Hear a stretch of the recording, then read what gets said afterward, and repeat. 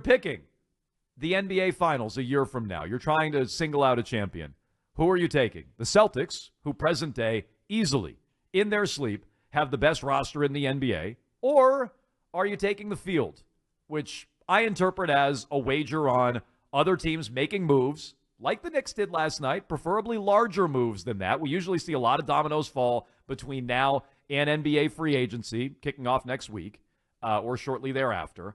And so, who are you taking, Aracnd? Celtics or the field? I'm going field, and it's just because I always take the field, I feel like, when it comes to these type of things, especially in the offseason when you're coming out of a championship like this. Not a lot of teams have repeated recently. We know that. We've been talking about that for a while. And not only that, the best team in the league hasn't won the championship in a while either. This is the first time that's happened since 2017. All the other teams that had the best record ended up losing in the playoffs or the finals or whatever, going back to that same Warriors team. So that has been the trend lately. I feel like the Celtics have done a very good job of sort of insulating themselves from all of the problems that can come up and sort of avoiding all the parody schemes that they're coming up with here with the second apron and stuff, which isn't to say they're avoiding it. It's more so that Wick's just agreeing to go along with paying it all, which is really what this is all about.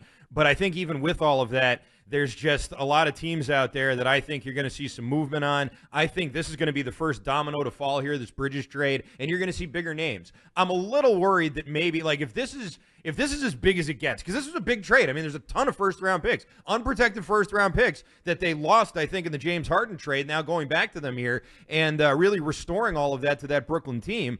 And I look at that and I think, all right, this is a major move. This is a market-setting off-season move. If it doesn't get the bigger names than this, then I'll probably be wrong. But I feel like this is going to be the first domino to drop. You're going to see big names move this offseason, a lot of movement, and that I think is going to create at least a comparable super team. And if there's a comparable team, I'll take the field. Yeah, and look, there are reasons beyond just other teams making moves.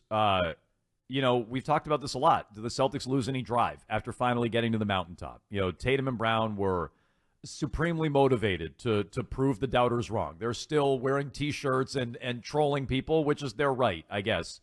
And they were supremely motivated to get that done.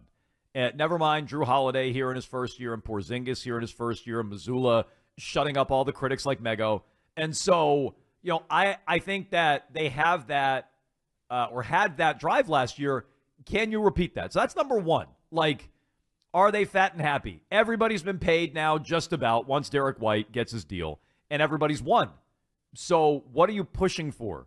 What's your motivation? And is going back-to-back enough? Is becoming a dynasty enough? Or do they assume they can just roll the basketballs out there and beat everybody? Because, let's face it, that's basically what they did this year. They won 64 games. They went 16-3 in the playoffs. They had a scoring differential of double-digit points, 10+. They basically rolled the basketballs out there and beat everybody up this year. Sure. Can they do it again? So that's number one. Number two is what you're talking about, which is moves like the Knicks, which do not even register for me. If you want to talk about the next best team in the East, the team below the Boston Celtics, then come talk to me about the Nova Knicks. If they bring back OG Anunoby, if they lose Anunoby and he signed somewhere else, and this was their solution on a replacement. And by the way, it's significant. It is 4 unprotected first-rounders, as Aracnd said, 2025, 2027, 2029, and 2031. A protected first-rounder in 2025 from the Bucks, and an unprotected pick swap, which just sounds gross, in 2025 with Brooklyn. Maybe to you. Okay, so I'm guessing a lot of those picks are going to be in the 20s, but let's see. So the Knicks are not that team. Would the Rockets be that team if they got Kevin Durant? Not for me. I don't think so. I said maybe Oklahoma City. The Suns weren't that team with him, and they had Devin Booker and Bradley Beal, too. So, Booker apparently is another name that might move. If Booker moves, come talk to me. He's a top 10 player to me. I like Devin Booker. So, he moves, come talk to me. If Durant goes to Oklahoma City and they're a superstar away and he can be that veteran leading scorer alongside SGA, come talk to me. If Denver, and I do think this is the one that would scare me the most. If Denver says, F it, just like the Celtics did last year. Yeah, we could be in the mix with Rob Williams and Marcus Smart and Malcolm Brogdon and Grant Williams, and we're pretty deep, and we've been to the Eastern Conference Final, and we were in the NBA Finals the year ago. Let's be patient and keep it together. The Celtics could have done that. Brad chose not to. He said, nope, we're close. We're not going to get over the hump. Let's ensure we get over the hump. He got Drew Holiday. He got Porzingis. What if the Nuggets do something like that? They should, by the way. Well, I mean, they've They at least definitely won. should, yeah. They've at least won. But they want to maximize the last few years of this Jokic contract before they have to start talking to him. What if they say, Michael Porter is an attractive trade piece? Maybe Michael Porter wants more shots, more touches. Maybe you can trade Mikal Bridges for Kevin Durant. You can trade Mike Porter for somebody. Okay, well, that's what I'm saying. Yeah. So I think Porter has some trade value. I don't know how much trade value Gordon has. You're not moving Jokic. I don't think you're moving Murray. I think Gordon has established himself as something out there. But who's got more trade value? Like if you're looking at Porter does. Yeah. So to me, and I don't know how great of a fit Porter is with what they have. And so if the Nuggets moved Michael Porter for like some established championship hungry veterans and fill me in on who those guys are. I'm not telling you I have great names. Then maybe I'd vote differently, but I vote Celtics.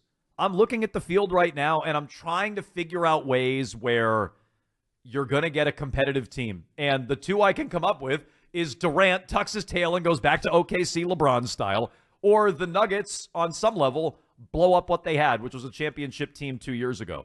I don't know how realistic either of those are. So for me, I voted Celtics over the field. You can vote at Jones and Mego. A lot of you have already. It's very pro-Celtics, shockingly.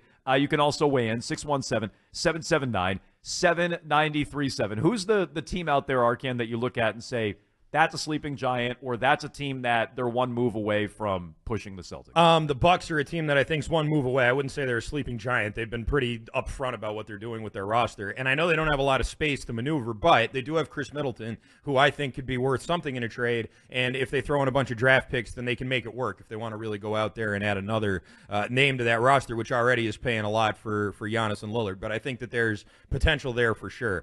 I think with the Timberwolves, you have a team that's sort of young and upcoming, but I also think with Karl Anthony Towns, you have an interesting possibility there of something you could do with him.